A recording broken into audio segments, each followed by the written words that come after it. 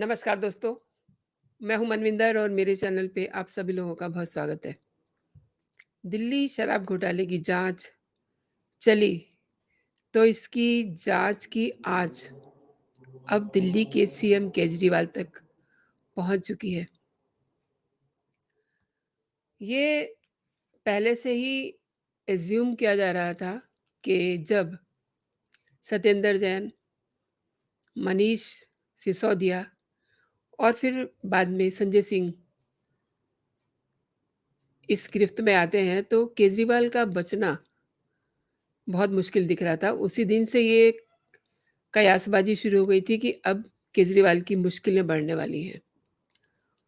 वो दिन आ गया। शराब नीति केस में दिल्ली के मुख्यमंत्री अरविंद केजरीवाल को ईडी ने 2 नवंबर को पूछताछ के लिए बुलाया है। इस केस के लिए पूछताछ के लिए बाकायदा केजरीवाल को सम्मन भी भेजा गया है। इससे पहले सीबीआई भी पूछताछ कर चुकी है। लगभग 9 घंटे तक पूछताछ हुई थी और केजरीवाल के यू नो सभी प्यादे इस समय शराब घोटाले में जेल में हैं और ये प्यादे बारी-बारी गिरते चले गए और बारी-बारी मरते चले गए। अब राजा पर मुसीबत आ चुकी है। राजा अब चारों खाने चित है और आगे उसका क्या होना है, ये आप अब अज़्यूम लगा सकते हैं बहुत ईज़िली। संजय सिंह के जेल जाने के बाद ही ये बातें शुरू हो गई थी कि अब बारी केजरीवाल की है। और अक्सर अ, जो हमारे दर्शक हैं, वो कमेंट्स करके पूछते थे कि केजरीवाल का नंबर कब आएगा? तो उनको भी मैं बताना चाहती हूँ कि केजरीवाल का नंबर आ चुका है। संजय सिंह हमेशा गला फाड़-फाड़ के चिल्लाते थे कि हमारी पार्टी ईमानदार है। रेदर केजरीवाल तो डे 1 से ही अपने आप को ईमानदार कहते आ रहे हैं और इस ईमानदारी के दम पे उन्होंने इतने दिन वहाँ मौज-मस्ती भी काट ली। अन्ना के मंच से ईमानदारी का जो झूठा प्रचार आम आदमी पार्टी ने किया, वो आज सबके सामने है। एक बात सोचने की है कि सीबीआई जाँच कर चुकी है, यानी कि 9 घंटे तक केजरीवाल से पूछताछ हो चुकी है। अब बारी ईडी की है और ईडी जब पूछताछ करती है, तो वो अपने साथ-साथ हथकड़ी भी लाती है। आपने देखा मनीष सिसोदिया से ईडी ने पूछताछ की और दूसरे दिन वो कस्टडी में आ जाते हैं। The same way Sanjay Singh सुबह-सुबह ईडी उनके घर पहुँचती है। शाम होते-होते ये पता चल जाता है कि अब ईडी संजय सिंह को अपने साथ लेके जा रही है। तो ईडी के सामने केजरीवाल प्रस्तुत होने वाले हैं, ना कि केजरीवाल के घर ईडी जा रहे हैं। थोड़ा-सा मामला डिफरेंट है। शायद से इस चीज़ का लिहाज़ किया जा रहा है कि अरविंद केजरीवाल दिल्ली के सीएम हैं, लिहाज़ा उनको ईडी अपने ऑफ़िस बुला रही है। सीबीआई ने भी उन्हें अपने ऑफ़िस में बुलाया था। इसी साल अप्रैल में शराब नीति केस में दिल्ली के मुख्यमंत्री अरविंद केजरीवाल से सीबीआई ने अपने ऑफ़िस में करीब-करीब 9 घंटे तक पूछताछ की थी। सुबह वो करीब अ, सवा 11 बजे ऑफ़िस पहुँच गए थे सीबीआई के और रात को साढ़े 8 बजे ऑफ़िस से बाहर आए थे। लेकिन एक चीज़ मैं आपको याद दिलाना चाहती हूँ कि Arvind Kejriwal is a such person. उन्होंने बाहर आकर के क्या बोला कि सीबीआई उनके साथ बहुत अच्छे से पेश आई। मैं उनका शुक्रिया अदा करता हूँ और उन्होंने मेरे पद और गरिमा का भी ध्यान रखा। ठीक है, ऐसा ही हुआ हो सकता है, लेकिन उनके चेहरे पे ज़रा भी शर्म नहीं थी, ज़रा भी शिकन नहीं थी कि उन्हें क्यों लेके जाया गया है, उनसे क्या-क्या पूछा गया है। उल्टा वो ये कह रहे थे कि हम ईमानदार हैं, सब कुछ बहुत अच्छा से हमसे पूछा गया है, सब सवाल बड़े जेन्युइन थे और हमने बड़े अच्छे तरीके से उनका जवाब दिया है, यानी कि जैसे कुछ हुआ ही ना हो। अब ये भी देखना होगा कि जब ईडी उनसे सवाल पूछती है या वो जाते हैं, तो उस समय वो क्या-क्या ड्रामे करने वाले हैं। सीबीआई से पूछताछ के बाद केजरीवाल ने, जैसा कि मैंने आपको बताया, कि उन्होंने बड़े हँस-हँस के ये मीडिया के सामने कहा कि जो भी सवाल उनसे पूछे गए, सबके जवाब उन्होंने दिए। तो अगर वो जवाब नहीं देते तो उन्हें क्या वापस लौटने दिया जाता? सवाल ये भी है ना। और फिर उन्होंने इसमें ये जोड़ दिया कि ये पूरा का पूरा जो शराब घोटाला है, ये फर्जी है, गंदी राजनीति से प्रेरित है। आम आदमी पार्टी एक ईमानदार पार्टी है। हम मर जाएँगे, मिट जाएँगे, लेकिन कभी अपनी ईमानदारी के साथ समझौता नहीं करेंगे।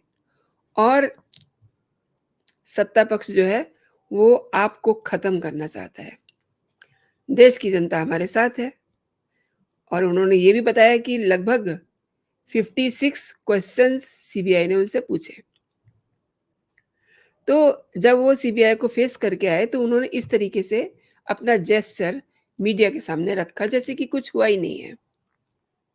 कोई बात नहीं, अब ईडी को जब फेस करेंगे तो उसके बाद देखा जाएगा कि वो सिचुएशन बनती है कि नहीं, वो मीडिया के सामने आते हैं या नहीं आते। सुप्रीम कोर्ट ने सोमवार को पिछले 247 दिन से जेल में बंद दिल्ली के पूर्व डिप्टी सीएम मनीष सिसोदिया को जमानत देने से इनकार कर दिया। आपको मैं बता ही चुकी हूँ वीडियो बना करके। और आप नेता सिसोदिया पर दिल्ली शराब नीति में भ्रष्टाचार और मनी लॉन्ड्रिंग के आरोप हैं। उन्हें 26 फरवरी को गिरफ्तार किया गया था और जस्टिस संजीव खन्ना और जस्टिस एसपी भट्टी की बेंच ने सोमवार को फैसला सुनाया कि घोटाले से जुड़े कई सवालों के जवाब अभी लेने बाकी हैं। इनमें 338 करोड़ का लेन-देन हुआ है, यानी कि पैसा इधर से उधर गया है। मतलब उसकी शेप कुछ भी हो सकती है, लेकिन पैसे का लेन-देन हुआ है, जिसमें सिसोदिया की भूमिका संदिग्ध लग रही है। इसलिए याचिका खारिज की जाती है। यही लॉजिक देकर के स मनीष सिसोदिया की याचिका को खारिज किया गया, लेकिन उसी समय केजरीवाल की भी फाइल कहीं तैयार हो रही थी। कोर्ट ने जांच एजेंसियों को भी निर्देश दिया है कि ट्रायल 7 से 8 महीने में पूरा करें और अगर देर होती है तो सिसोदिया जमानत के लिए विदिन 3 मंथ दोबारा से अपील कर सकते हैं। यानी कि अब ये फेस्टिव सीजन शुरू हो चुका है और 3 महीने का मतलब सीधे-सीधे ये हो गया कि 3 महीने से पहले तो वो ज़मानत के लिए अप्लाई कर ही नहीं सकते, उसके बाद फिर कार्यवाही में कुछ समय और लग सकता है, तो मान के चलिए कि 4 महीने और फिर दिवाली उनकी संजय सिंह के साथ ही होने वाली है, लेकिन डर ये है कि कहीं केजरीवाल की भी दीपावली तिहाड़ जेल के अंदर ना हो। इससे पहले 17 अक्टूबर को कोर्ट ने सभी पक्षों की दलीलें सुनी थी और उसको 30 अक्टूबर तक के लिए फैसला सुरक्षित रख लिया था। अब देखिए, केजरीवाल डे 1 से ही ये राग अलाप रहे हैं कि उनकी पार्टी ईमानदार है, लेकिन ईमानदारी के नाम पर कितना बड़ा खेल किया है इस पार्टी ने, आम आदमी पार्टी ने, आपके सामने है। बचा कौन है? सब तो जेल में हैं। बचे केजरीवाल। अब उनके भी कुछ सही सा नहीं लग रहा कि आने वाले दिनों में उनके साथ क्या होगा। अच्छा, दिल्ली के डिप्टी सीएम मनीष सिसोदिया ने 22 मार्च 2021 को नई शराब नीति का ऐलान किया था। उन्होंने लॉजिक ये दिया था कि इस नीति से शराब की दुकानें निजी हाथों में चली जाएँगी और सिसोदिया से जब नई नीति लाने का मकसद पूछा गया, तो उन्होंने इसके 2 तर्क दिए। एक तो ये कि माफिया राज खत्म हो जाएगा, दूसरा सरकारी खजाना बढ़ेगा। अब मैं आपको बताती हूँ कि सरकारी खजाना कैसे बढ़ा, लेकिन वो पैसा कहाँ गया? सरकारी खजाना बढ़ा क्योंकि बहुत सारे बड़े-बड़े डिस्काउंट दिए गए। 17 नवंबर 2021 को नई शराब नीति लागू कर दी गई। इससे शराब के कारोबार जो था उससे सरकार अलग हो गई और पूरा का पूरा बिज़नेस लिक्वर का जो बिज़नेस था निजी हाथों में चला गया। अब बड़े-बड़े डिस्काउंट देने से शराब की बिक्री जमकर हो रही थी। कोविड का दौर चल रहा था। इससे सरकारी खजाना तो बढ़ा, लेकिन इस नीति का काफ़ी विरोध हुआ क्योंकि वो जो पैसा था वो सारा आम आदमी पार्टी की जेब में जा रहा था।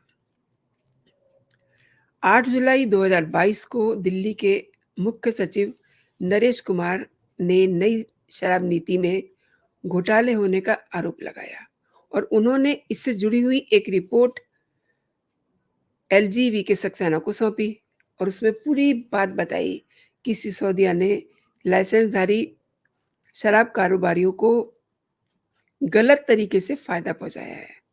उधर एलजी ने भी कहा कि उनकी और कैबिनेट की मंजूरी के बिना ही नीति में बदलाव कर दिया गया।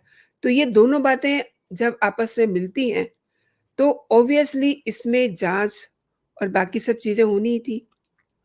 एलजी सक्सेना ने मुख्य सचिव की रिपोर्ट के आधार पे सीबीआई की जांच की मांग की। 17 अगस्त 2022 को जांच एजेंसी ने केस दर्ज कर लिया। आप दोस्तों समझ लीजिए कि 17 अगस्त 2022 को सीबीआई ने जांच के लिए केस दर्ज कर लिया और इसमें मनीष सिसोदिया, 3 रिटायर्ड सरकारी ऑफिसर, 9 बिजनेसमैन और 2 कंपनियां जिनको आरोपी बनाया गया था। सभी पर भ्रष्टाचार से जुड़ी धाराओं के तहत केस दर्ज किया गया था और 19 अगस्त को सिसोदिया के घर और दफ्तर पर 7 राज्यों के 31 ठिकानों समेत छापेमारी होती है। इस पर सिसोदिया ने दावा किया कि सीबीआई को कुछ भी नहीं मिला। इधर 22 अगस्त को ईडी ने सीबीआई से पूरे मामले की जानकारी लेकर के मनी लॉन्ड्रिंग का केस दर्ज कर दिया। आप समझ रहे हैं ना, सीबीआई के बाद ईडी की एंट्री होती है। अब ठीक इसी तरीके से मैं थोड़ा-सा रोक के आपको बता दूं कि केजरीवाल की जांच पहले सीबीआई ने की, अब ईडी की एंट्री हो गई है। उस पे भी मैं आती हूँ। तो विवाद बढ़ता देख करके 28 जुलाई 2022 को दिल्ली सरकार ने नई शराब नीति को रद्द कर दिया और पुरानी नीति फिर से रेस्टोर कर दी। 31 जुलाई को सरकार ने कैबिनेट नोट में कहा कि शराब की ज्यादा बिक्री के बाद भी सरकार की कमाई नहीं हुई है, यानी कि सरकारी खजाना खाली है क्योंकि खुदरा और थोक कारोबारी शराब के धंधे से हट रहे थे। अब सिसोदिया के पास एक्साइज डिपार्टमेंट था, इसलिए उन्हें इस घोटाले में मुख्य आरोपी बनाया गया। ऑब्वियसली केजरीवाल तो महा ईमानदार हैं और महा स्मार्ट हैं, महा शातिर हैं।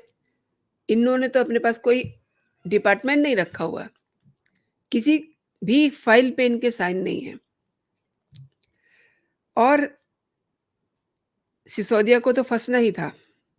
कई बार पूछताछ के बाद जांच एजेंसी ने 26 फरवरी को उन्हें गिरफ्तार कर लिया। इस समय वो जेल में है और सोमवार को उनकी जमानत अर्जी भी खारिज हो गई। सीबीआई ने सिसोदिया पे आरोप लगाया कि एक्साइज मिनिस्टर होने के नाते उन्होंने मनमाने और एकतरफा फैसले लिए, जिससे सरकारी खजाने को काफी नुकसान पहुंचा और जो शराब के कारोबारी थे उनको बहुत फायदा पहुंचा। अब देखिए, भले ही जांच की आंच केजरीवाल तक आ पहुंची है, उनको सम्मन जारी हो गया है। 2 तारीख को वो ईडी के सामने प्रस्तुत होंगे। व्हाट आई होप कि सबसे पहले वो महात्मा गांधी की समाधि पे जाएंगे, राजघाट जाएंगे, वहां कुछ देर मीडिया की सुर्खियाँ बटोरेंगे, उसके बाद फिर वो ईडी के सामने जाएँगे। मतलब मैं ये अज़्यूम कर रही हूँ, I am not sure about it कि वो ऐसा ही करेंगे, लेकिन वो ऐसा करते रहे हैं और ऐसा ही उनके साथियों ने भी किया, जब उनको पूछताछ के लिए बुलाया गया। तो मुझे जो अंदर से इंट्यूशन हो रहा है, वो ये है कि केजरीवाल जैसा शातिर व्यक्ति अपने प्यादों को मारकर खुद साफ निकल भी सकता है। क्यों? उसके भी कई जो है ना अ, तरीके हैं बचने के। वो ये कहेंगे कि मेरे सिग्नेचर दिखाइए।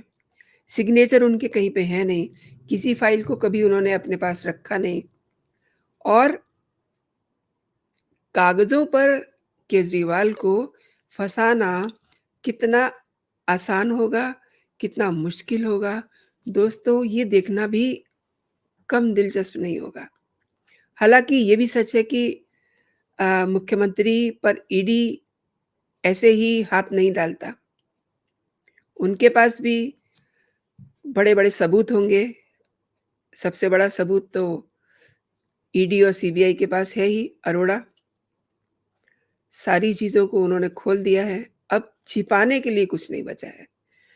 पिछली बार जब ईडी के पास केजरीवाल गए थे, तो वो ये कह रहे थे कि हम चीज़ों को छिपाते नहीं हैं। लेकिन दोस्तों अब आम आदमी पार्टी के पास छिपाने के लिए कुछ नहीं है। इनफैक्ट बताने के लिए भी कुछ नहीं है क्योंकि सारे सबूत, सारे कागज़ात ईडी और सीबीआई के पास हैं। तो अब देखना ये है कि केजरीवाल के साथ क्या होता है। आपने दोस्तों पूरा वीडियो देखा, आपको मेरे कंटेंट कैसे लग रहे हैं? अगर आप मेरे कंटेंट पसंद कर रहे हैं तो आप मेरे वीडियोज़ को लाइक कीजिए। लाइक का बटन ज़रूर दबाइए, उसमें कुछ भी नहीं जाता आपका और आप चाहें तो इस वीडियो को अपने दोस्तों में भी शेयर कर सकते हैं और अभी तक अगर आपने मेरा चैनल सब्सक्राइब नहीं किया है, तो मेरे चैनल को आप सब्सक्राइब भी कर लीजिए। तो दोस्तों आप अपना और अपनों का ख़्याल रखिए, खुश रहिए, स्वस्थ रहिए। जय हिंद, जय भारत।